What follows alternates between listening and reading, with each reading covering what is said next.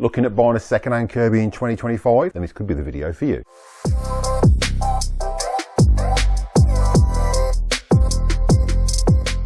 Don't forget, if you use the video today, there are links in the description below for the best place to get those Kirby and lifestyle products. Make sure you check those out at the end of this video. Hi Kirby fans, welcome back to the channel. So in today's video, we're going to be looking at a new pickup. Now, a lot of people like buy Kirbys off Marketplace, eBay. The only issue with doing that is you don't know what you're going to get until you actually go and see it. And there's a few things you need to check out when you're there. I'll show you that when we go over the Kirby that I picked up. And I'll show you what I've got before we refurbish it in a following video. So let's jump straight into it. All right, so what we've picked up is a 100th edition Kirby Avalir.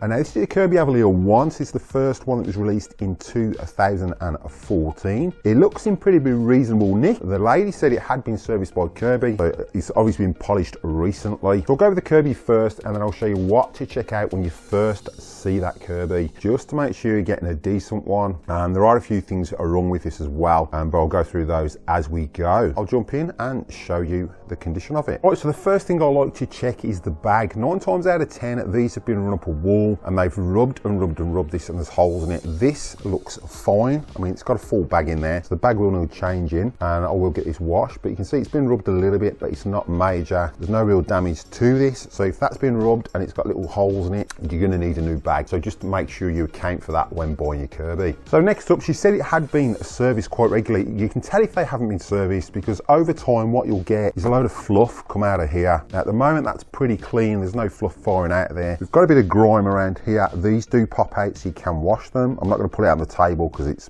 pretty bleh at the moment. Check the bottom of the here, that none of the damage has been caused to here, and this slots on properly, because a lot of people damage these by forcing them on. But just make sure they're lined up correctly, and it locks in place, and there's no movement. So that's the other thing you want to check. Stupidly, I'll put the bag back on, so we're just going to remove that again, because the major one you want to check is this part here. Right, so just check there's no damage to the lead, there's no split. These tend to split here where they've been transferred to portable. So just make sure there's no shortages there, because what happens if that does split, it will short and you will need a new lead. Now, check all the points where the leads slot in, so the bottom part here, there's no damage to the lead. Next part you want to check is in here. So what a lot of people have done in the past, they tend to shove the lead in here. Now if it's a thicker Kirby lead, that might be split or damaged, and it will short out. So just make sure that that is not damaged and it's not going to short. And just get the rest of the lead, just run it through your fingers just to check that there's no kinks or damage on that lead. Next port of call is your Kirby Tech drive. So make sure you've got it in neutral, and you just want to push that back and forth. There should not be any clicking. If there's clicking, I have got a video on that, and I will put a link to that at the end of this one on how to repair it. 9 times out of 10, the fitting on the back of this has come loose. You don't have to buy a new one of these ones. They are quite easy to fix. So when it's in drive,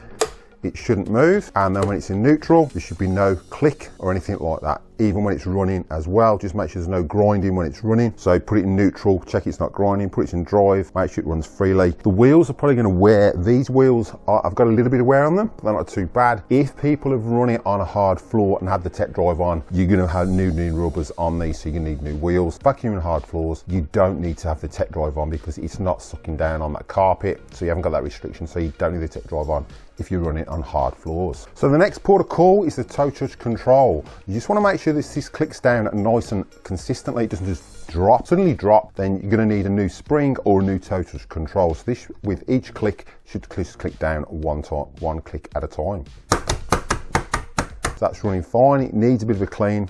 We're going to do this in a following video, but that toe touch control seems fine. Next up is the brush roll. Another thing to check for, and this happens with the shampoos as well. It's mainly, a lot of shampoos have it, but a lot of people do it with the head. So what they've done is normally they have wound the belt off, and they left it in the off position for months on end because they haven't used it. That damages the belt, so you're going to need a new belt if they've done that. So just make sure it's not wound on permanently like that, so you've got the tension. If it's in that situation, then it should be fine, but just double check that belt. You'll know, because the belt will practically be twice the size it should be, and it's not going to spin that brush roll. And the other thing that mainly goes on the Avalirs is this LED light. Now you can't change that bulb, so if your light's not working, you have to change the PCB completely, or figure out which chip it is and replace the chip. I find it just easier to buy a new PCB and just change that completely. Next up, you want to check your brush roll. Just going to wind this belt off, flip that over.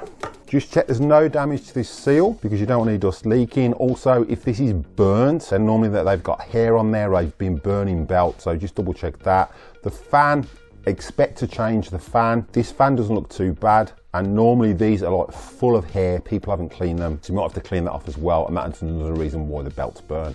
So let's jump into the brush roll. So just make sure that belt's wound off. That way we can get in and check the brush roll. With your brush roll, you should have it sticking past here a couple of millimeters. If it's not, you might need a new brush roll. You can check what settings it's been put on. So just flick this open and we can see what number this has been put on. Now this is a Kirby from 2014, so I'd say it probably would need a new brush roll if the people haven't replaced it. If this is still on number 1, then it's likely going to be needed wound down to number 2. The way to check that is if you put your rug plate back on. So with the brush roll, this is obviously something you probably can't do while you're there, but you want to check it. Expect you're going to need a new brush roll if it's over 3 years old, but that one is a pretty decent. It's sticking above at least a 2.5, 3 mil.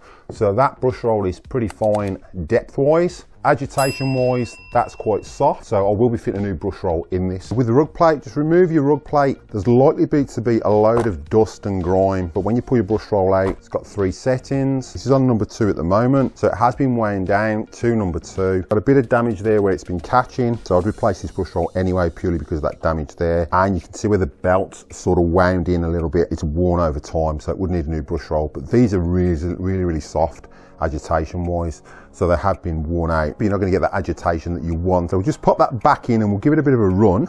So I'll put it back on number 2. And also one more thing, make sure that the brush roll is in correctly. Sometimes people put these on the wrong way. So you should have your magnet here and your belt detector here to check the belt's wound on or off. So that's what that is, and that should be on the right side and not this side, otherwise the brush roll is running backwards. So we just put the rug plate back on, make sure that slips on with these and locks in place. We can wind our belt on. Obviously if the brush roll is filthy, I wouldn't use it on your carpets. This is quite clean. If you want to clean that brush roll, just use an anti-bat wipe. That's what I normally do, just to clean it before you use it on your own carpets, and then just leave that to dry. But this one has been cleaned. I did clean it, gave it a little wipe, and then just fitted a new belt because the belt had been left on this one. So before we get this running as well, just check the bag, check the zips are not catching, because a lot of these where the zips are damaged, so just check that zip's not damaged. Also in here, just check your hose, that there's no damage to your hose, no holes or anything like that, no splits. It is fully connected, and also that they haven't used it without a bag, because if they have, this will literally be full of crap. You'll see in there when they've used it. If they've got dog, they'll be full of dog hairs, and if they haven't got a dog, it'll still be full of dust. So just make sure they haven't used it without an internal bag. Right, so I didn't vacuum before I went to pick this up, so we have got some dog hairs on this wool mat. There's not loads, but if you pick those up, then the brush roll is reasonable. Obviously I'll show you the comparison between an old and a new brush roll and the stiffness. At the moment it should pick these up with ease. Now for those that haven't used the Kirby before, so you're going to make sure it's in neutral. What I like to do is turn it on, then lower the toe touch control until the tone changes, so you know it's the right height, and then you go one more, and that's the correct height for vacuuming your carpet. Then turn your tech drive on, and away you go. So it's going to be quite loud, just make sure you turn down your headphones if you're wearing them, and I'll reduce the volume a little bit. So we're going to turn our Kirby on, activate our toe touch control, and then put it in drive.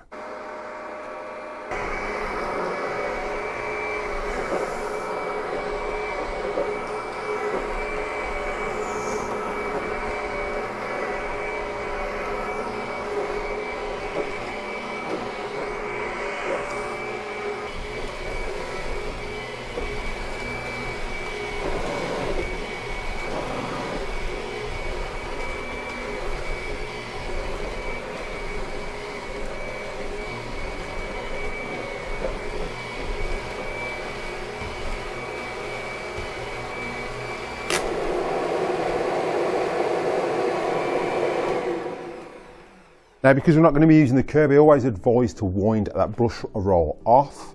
So just wind it off, take your Kirby off, put that back into that position so the brush roll is not connected and that runs freely. That way you can hook that back on,